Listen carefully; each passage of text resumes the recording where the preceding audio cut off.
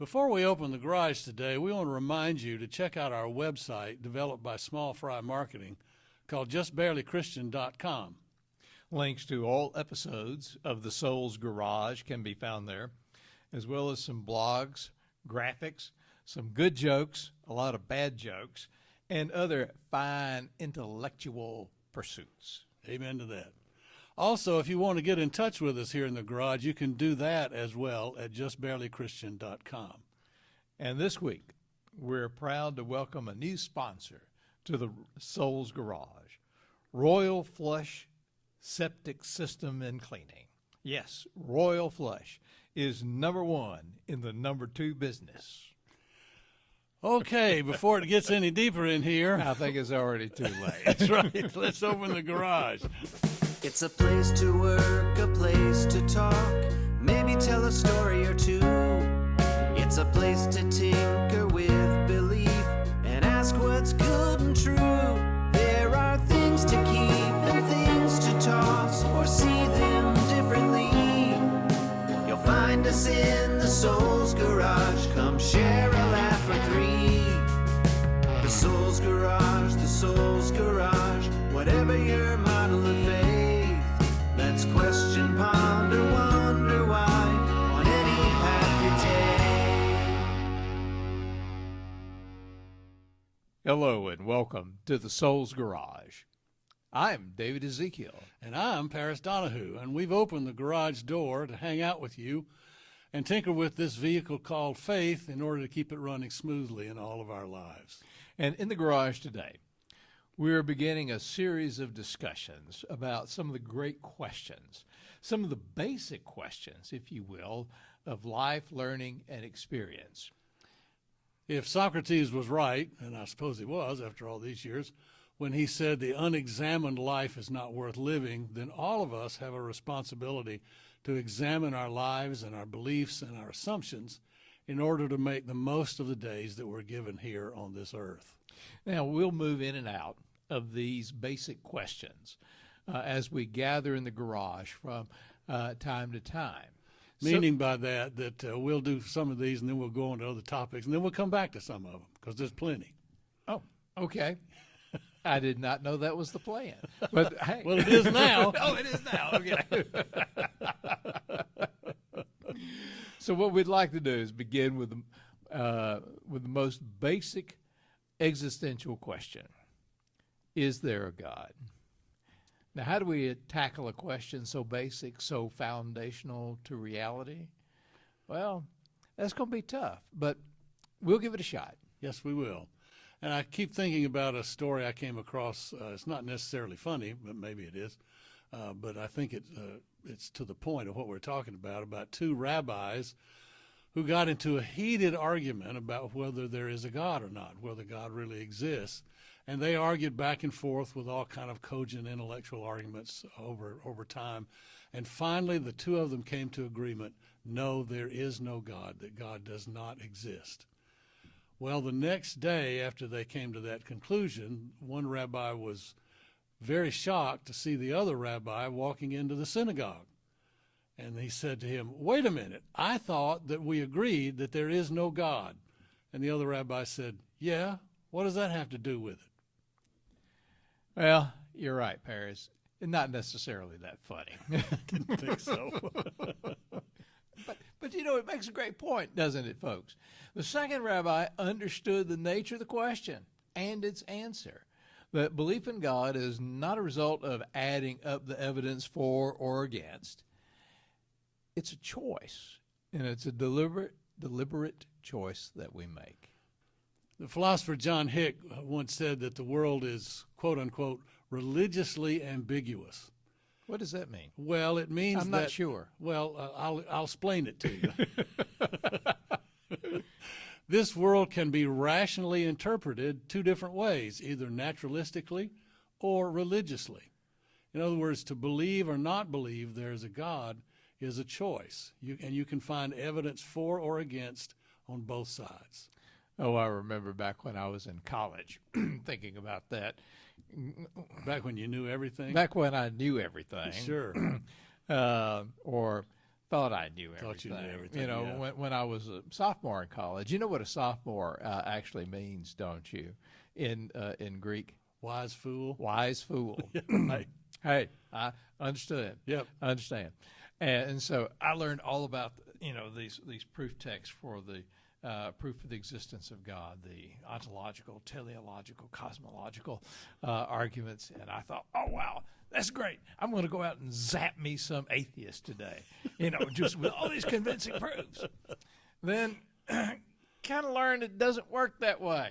When I got back to class the next day, we had these discussions that there were all these arguments against the existence of God, and I just kind of sat there and thought, well, why didn't you tell me that yesterday before I went out and made a fool of myself?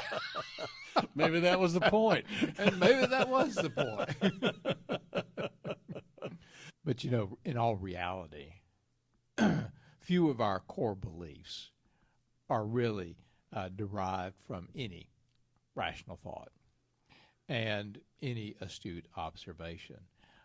It's just one of those things that we have to realize that we observe the world around us and act and react because of that. Yeah, we react differently because of how we see the world. The philosopher Soren Kierkegaard came up with the word subjectivity, and that most of us know what that means. In fact, it applies here. The decision to believe or not believe in God is a subjective decision. It has to be. Most of us want to operate on the principle of, I won't believe it until I see it, when in fact the opposite is actually true. I won't see it until I believe it. Do you want to unpack that a little bit further? Yeah, I want to. If you'll advance the slide. Oh.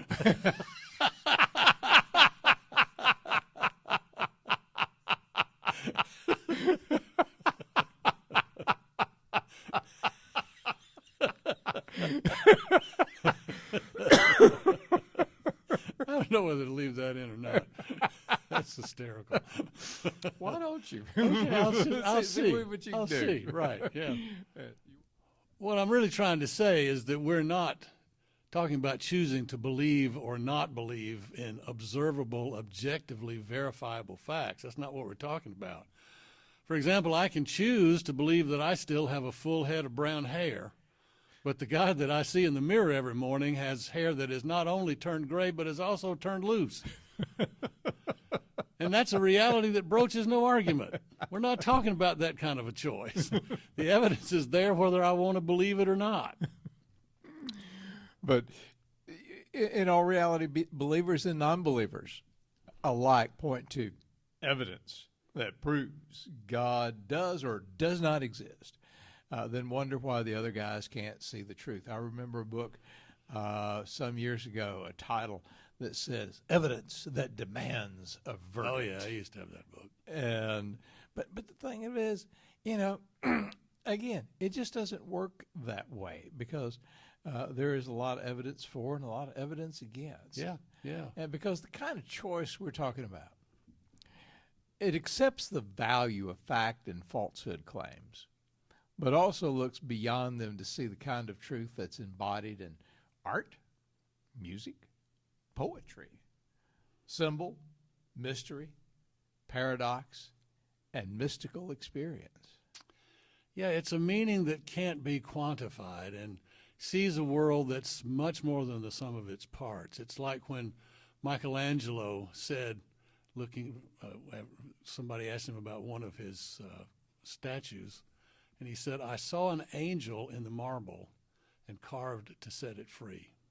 Oh, yeah. Yeah, that's a great illustration because, he saw something in there that the rest of us didn't see. It's sort of like my wife. She saw something in me that no one else saw. And nobody has sense either. And I pray for her daily. I do too. Yeah, I'm sure you do. and I get down on my knees and say, "Thank you, Lord." Do the same thing. The book of Hebrews over in the New Testament puts it this way. It says, faith is the assurance of things hoped for, the conviction of things not seen. That's the kind of choice that we're talking about. Yeah, so if you're believing or not believing in God as a choice, then what kind of choice are we talking about? We think it's a choice with ramifications for daily living. It's more than a choice whether to have toast or pancakes for breakfast. It's more than a choice of whether to wear the blue dress or the green dress to work today. And the things go on and on and on ad infinitum after that. What we're talking about is a choice to follow a way of life. Now, when we say way of life, we're not talking about a lifestyle. Everybody talks these days about somebody's lifestyle, and that's perfectly legitimate. But a lifestyle is something that people put on and take off to suit their needs of the moment. It can be moved in and out of at any time. But when we talk about a way of life, that's entirely different. It means living out the implications of one's choice. In other words, the choice to believe in God or not believe in God should inform every aspect of my life. So what does life look like? What guides my daily decisions if I choose not to believe in God? Likewise, what does life look like? What guides my daily decisions if I do choose to believe in God? But does the choice preclude any second thoughts? Is it wrong to doubt? Well, honestly, we don't think so. No, we do not. There's a great story over in the 9th chapter of the book of Mark in the Bible about a man who brought his son who was possessed of a devil. Sounds like, from the description, sounds like he's having epileptic fits. And he brought him to Jesus' disciples, and they could not heal him. And so the man came to Jesus with the boy and said, I brought him to your disciples, and they couldn't heal him. And Jesus got miffed with his disciples, first of all, and then he said to the man, all things are possible if you believe. And the man said something that has just stuck with me ever since. He said, Lord, I believe, help my unbelief. That's a classic paradoxical statement of the place of doubt within one's belief system. Belief does not preclude doubt. Saying that you believe does not preclude unbelief. It just means that you're moving back and forth between the two of them. Soren Kierkegaard claimed that belief or faith is not possible without doubt. That belief without doubt is basically just gullibility. Yeah, and one of the statements I always make is our doubts become the means by which we can become more faithful disciples. I like also what Tennyson... Alfred Lord Tennis Ball? Yeah, all right. Okay. Folks, as we would say in the South, he ain't quite right. But Tennyson said, there is more faith in honest doubt than in half the creeds. Or I also love what Frederick Buechner, minister and author, once said, doubts are the ants in the pants of faith. God, I love that quote. That's a great quote, isn't it? It really is exactly what it's all about. It's what keeps you on your toes. It keeps you moving and changing all the time. The ants in the pants of faith. Faith without doubt, in other words, becomes dead and lifeless. Doubts are the driving force to new perspectives and deeper commitments. Yeah, when most people think of faith without doubt, they conjure images of deeply religious people whose brains and their very lives have ossified. In other words, they've become living fossils. Yep. Their belief system belongs in a museum, not the real world. Sort of like that church sign. I love church signs. Yeah. See them on. I love when they show up on BuzzFeed. Some of those things are hysterical. And there was one that said "growing but not changing." Yeah. Let me tell you, that church sign came up in a seminary class I was in. Oh, really? Okay. A guy had seen it, and he talked about it in class, and there was another fella in the class who had a background in medicine of some type. And he said, don't they know that's the definition of cancer? That a cell that grows without changing is cancerous. And I've always thought that sums up some people's belief in God, their faith in God.